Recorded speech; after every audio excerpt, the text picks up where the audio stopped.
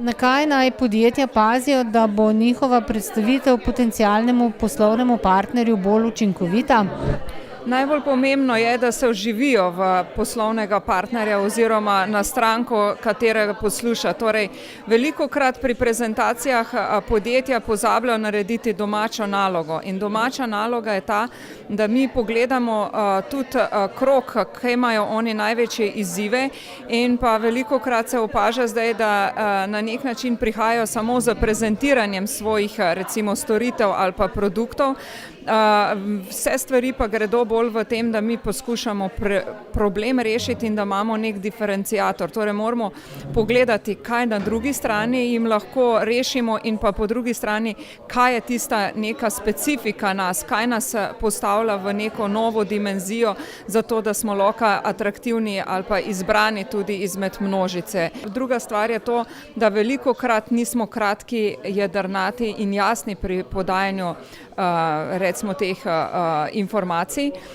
Velikokrat izhajamo samo iz tega gradiva in tega, kar imamo, a ne. So pa zadaj tudi pomembni poslovni modeli, kako neko vrednost dodajamo svojemu poslovnemu partnerju, ali pa po drugi strani, kje jim lahko ali privarčujemo kakšen denar, kako so lahko hitrejši, kako lahko z nekim novim poslovnim modelom prihajajo tudi v ospredje. In danes recimo pri teh prezentacijah smo lahko videli veliko izvirnost pri posameznikih oziroma tudi področja, kje se da še izboljšati.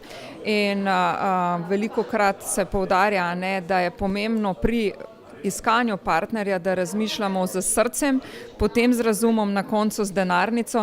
Torej naj naše vodilo pri prezentaciji ne bo samo to, kako bomo posel zaključili in gledamo iz finančnega vidika, ampak da je pomembno, da res nekomu rešimo problem, in na ta način smo lahko dolgoročni partner. Kakšni so vaši vtisi z današnjega seminarja? Moram reči, da je izredno pozitivno. Preseglo je moja pričakovanja. Smo podjetje, ki smo dobili za brazilskega proizvajalca zastopstvo za celotno Evropsko unijo, zato so nam nastopi na tujih trgih izredno pomembni.